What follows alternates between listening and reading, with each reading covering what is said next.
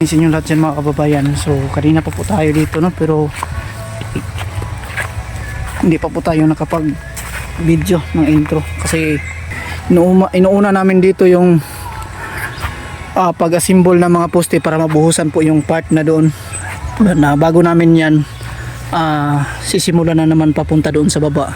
Inuuna namin dito kasi yung mga kasamahan natin pagkatapos nilang mag-asintada dyan sa baba ay wala na po silang gagawin. So minabuti namin mauna dito para at least magkatapos sila na po itong magbubuhos ng mga poste. So yung tubular namin is yung tubo namin, tubo pala ay parang kukulangin kasi mataas po yung dugtong, mataas po yung mga dugtong namin sa tubo, hindi kasi makukuha po yung elevation, no. So kailangan namin dinugtungan yung mga namin, yung mga tubo. Ayan, ayan na yung mga dugtong yan. So at ang nabili natin ang tubo ay parang kukulangin siguro ng isa kasi ang dami pa dito na dudugtong mga ginagawa namin, no. Maiksi masyado tulad ng isa dito. Ayan, yung sa taas, ayan, maiksi. Ayan, maiksi yung isa. Ayan, ayan, kailangan yan dugtungan. At mayroon pa dun sa kabila. Ayan, kaya dugtunganan. Dami kasi dito pa, marami pang dudugtungan. Ayan, maiksi. Pati yun sa kabila, maiksi. So baka po magpunta sila sir dito, magpag-order tayo. Si Dennis, tawagan na lang natin. So yun lang muna mga ka-idol para makapagpatuloy kami. Good morning ulit sa inyo, no? Ingat kayo palagi mga ka-idol sa inyong ginagawa dyan, kung saan man kayo ngayon, kung nanonood kayo ng television, no, sa ating vlog. Yan, thank you so much sa inyong lahat. Ingat kayong lahat, sana po ay bigyan kayo ng kalakasan sa bawat araw na binigay ng Panginoon sa atin mga ka-idol. Yan lang, mag-intro po muna tayo.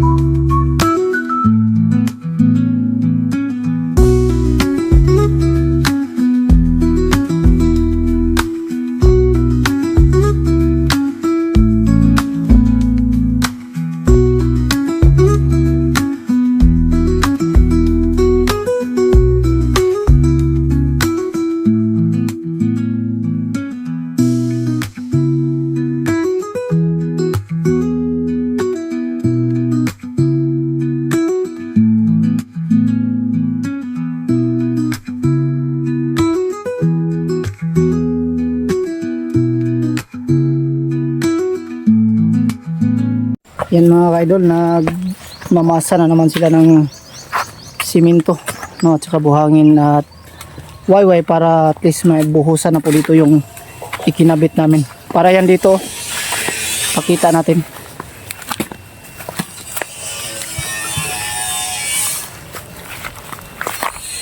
Yan. So, para na ito mabuhusan dito yung mga pinakaposte, no? Ito yun sa taas. Yan na doon. Para mabuhusan na ito. At kami po, dito kami sa doon kami sa likuran. Kabit na rin kami ng ano doon, cyclone. Yan. Yung kasamahan natin lang doon. Yan sa likuran. So, doon kami sa pinakalikuran para patuloy tayo sa pagkabit doon. So bali ano to, 1, 2, 3, 4, 5, 6, bali 6 na poste po yung bubuhusan nila muna ngayon para tumigas kinabukasan, no? At wala pa kasing hollow blocks, oh. Ito na lang po yung hollow blocks na natira namin. Yun, natapos na doon sa baba. At inaantay natin po yung hollow blocks, no, na mag-deliver. Hanggat wala pa pong deliver, ito muna, bibigyan muna natin sila ng mga gawain. May ano yan sila, may kanya-kanyang gagawin pag wala na pong hollow blocks, no. May ano pa doon sa baba, may pwede pa nating mabuhusan na poste. Dito kami, patuloy kami dito kasi yung kuryente natin mahina, hindi naman pwede na dalawa yung welding gagamitin natin, hindi na siguro gumana, no, itong dalawa. So isa lang talaga yung pwede gamitin na welding. Mahirap kasi pag yung kuryente natin nakaano lang, nakalinya lang tayo sa malayo, tapos pagdating dito sobrang napakahina na po. So dito kami, ang gagawin namin ngayon kahapon, ito kahapon yung ginawa namin, hindi namin na tapos pa. So patuloy pa kami ngayon dito, no? Kasi kanina kung nakikita nyo yung ginagawa natin kaninang umaga. So ano ngayon, mag alas 11 na ng tanghali. So umpisa na.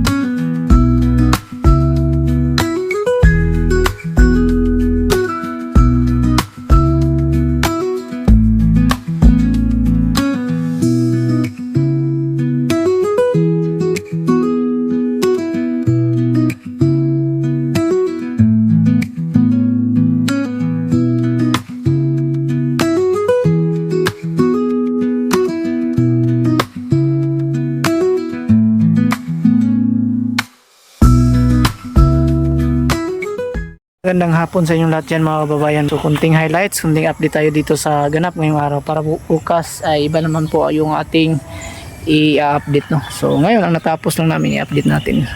Dito sa pinakabandang harapan sa papasok dito sa main gate, no. Yung gagawin dito is mayroon pa siyang hollow blocks or asintada dito na papasok. Bali galing doon sa pinaka entrance niya 5 meters po papunta dito. So dito magko-concrete poste na po tayo dito. At diyan sa gitna hati natin maglagay pa tayo ng isang poste na tubo din. So kabilaan to dalawa dito sa kabila papunta doon. Tapat niyang may poste na tubo papunta dito. At dito rin at dito concrete na poste din katulad dito sa kabila. So yan po yung naganap kaninang araw at dito hindi siguro natin na video dito. So dito naman sa taas ay nabuhusan na po nila kanina to. So kanina lang rin po natin to na install po yung mga tubo na poste. Makikita ay nabuhusan na po. So yan, kumpleto na po sa buhos. Ang kulang nito is ang pag-aasintada, pero kinapos or kinulang na po tayo sa hollow blocks natin yung CHB, no, number 4 ay wala pang deliver kaya po nahintuan po yung pag-asintada dito. So baka po bukas mga idol may deliver po yung order namin na hollow blocks, no. So yan ang latest update dito banda sa part na to. At naman po ay nagkakabit na rin kami doon ng papakita natin dito ng cyclone, no. So ang nangyari dito ay tanghali na kami nakapag-umpisa dito kasi nga kaninang umaga dito kami, kung makikita nyo yung mga video dyan, ay nag-assemble kami dyan sa poste, no. So dito tanghali na kami nakapag-umpisa at dalawa lang din po kami dito sa likuran. So yan lang po yung nagawa namin kasi mabusisi kasi yung ano natin cyclone, no. Sobrang haba nito, yung isang roll nito is 12 meters kaya po hinahati-hati natin to, ano, hinahati-hati kasi po pahagdan po yung ating paglagay ng cyclone dito. Kasi kung ililibel po natin ang CHB or hollow block natin dito ay sobrang napakataas na po doon sa bandang ibaba, no. Masyado siyang tataas po yung ating asintada. So ginaganito po natin sa pagtrabaho para at least makales po sa budget or makales po sa materialis po yung may-ari. So kung saan po yung mas makalis or mas matibay na trabaho, doon po tayo ang ating gagawin. So dito bukas ay papatuloy na po kami dito bukas sa pagkakabit nitong cyclone. Ito pong cyclone namin na pagkakabit mga kaidol, sobrang napakatibay, oh. Napakatibay itong pagkakabit na cyclone na to. Hindi po katulad ng iba magkakabit na maluwag, no, or ano ba tawag, nakalaylay. So sa amin pag kami magkabit nito sobrang napakatibay mga kaidol. So lalagyan pa natin to ng 12mm dito na kabilya. So katulad nito at ito pwede natin tong i-welding kasi pwede naman to siyang i-welding yung ating cyclone, no, para lalo siyang tumibay or kumapit. So yan, at kung pwede rin natin itali, depende na lang yan sa diskarte namin bukas. At dito yung sinasabi ko na ipapatuloy natin dito sa pagkakabit or paglalagay ng cyclone bukas dito na part. So ito po yung temporary na ano namin palikuran. Temporary lang kasi mahirap kung papunta tayo sa damuhan, no. Napakahirap mag ano diyan, mag ano ba tawag diyan, magdumi. So dito tayo kasi baka kagatin tayo ng ahas diyan sa may mga damuhan dito, kaya naglagay kami ng temporary ano yan, tatambakan na lang yan pagkatapos namin dito sa pagtrabaho dito. Yan. So yan lang po yung latest update natin sa araw na ito mga kaidol. Ma-update natin or mayroon tayong natapos bawat araw kasi hindi pwedeng wala tayong ginagawa sa isang araw. Para sa akin bilang isang kontraktor ay nanatili po tayong inalalayan or sinubaybayan yung mga trabaho natin na ginagawa natin pong pinaka the best natin dito, lalo na pag mga bahay yung ginagawa natin katulad nito, mga bakod, ay napakasimple lang po to para sa amin, no.